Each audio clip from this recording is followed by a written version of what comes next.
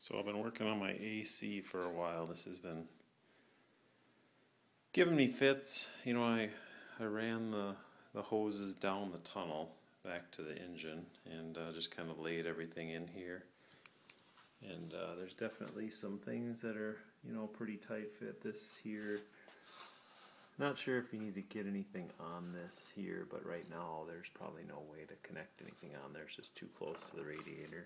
And if you look down in here, there's clearance in there, but there's not much. So I think I'm going to go ahead. You see where they've also mocked up the radiator lines here, just to show where they're going to go. But I think I'm going to end up taking this hose here that wraps around, and I'm going to cut it and put a 90-degree hose mender down in here so that it follows, and then put that aluminum panel is going to go in here. And I think there's a website called coldhose.com that sells a lot of AC fittings, www.coldhose.com.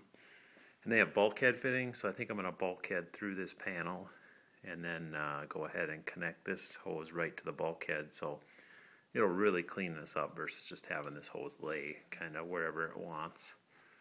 I did make a change. This is a clamp from McMaster Car.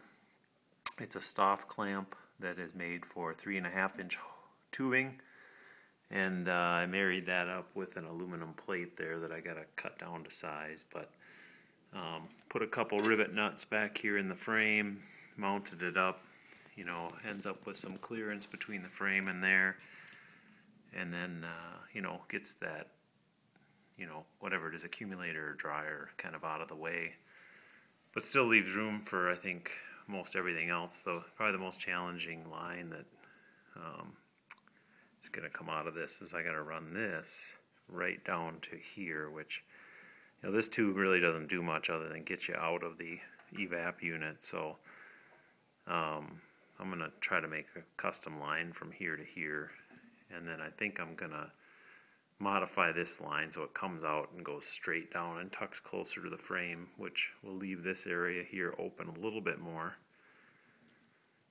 And I may try, I'm going to look at real estate, but I may try to elevate the battery so it sits above these hoses, so it's on like a platform, and so the battery can still sit here, but it's above everything and it's out of the way of the, you know, normally I think the accumulator is supposed to sit up in here somewhere, which wouldn't allow you to get the battery in or out very easily. But anyway, yeah, that turned out really well. This clamp is a little bit more solid than the stock clamp. Stock clamp is like, you know, rubber. I think I got it sitting over here. You know, so it's real soft rubber, and I guess I don't know. I'm hoping there's no vibration issues by putting it in the hard clamp that I did. But you know, those accumulators aren't all that expensive, so if I wreck it, I guess you know, I'll have to redo it. But I kind of like that. It's a little cleaner installation, a little more solid and rigid, and you can get a little bit better look there. It's too bad they didn't have any black clamps, but maybe I can paint that or something. But yeah, that's going to be that, and then you know, this line here needs to run over to the bottom. And Factory 5 gives you this hose here, which has a the high side port on it, and then a straight fitting, but that doesn't fit in there very well. So again, I think I'm gonna buy some fittings from Cold Hose and try to make up a custom line so it just looks a little nicer. And you know, I plumbed hydraulic hoses on machines for about 3 years, and I guess after doing that for so long, I'm kind of picky about how hoses and stuff route, so I'm going to try that. But so yeah, I am missing my, not regarding the AC, but for some reason my kit, I didn't get the joiners to join the radiator to the corrugated stainless line, so I'll have to call Factory 5 on that. But you know, that's looking pretty good. Another note too, my dad and I did drop my engine in yesterday, And when you get the AC lines, you know, they come through the tunnel here. You can see them. And then there is this is the switch from the donor.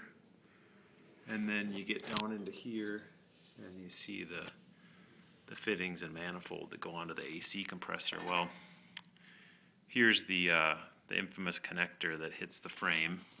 And you can see I notched my frame. So I don't have the option of moving my connector like some guys did up to a different position, which is a cool solution. But you know, I'm using my donor compressor, I'm not rebuilding it.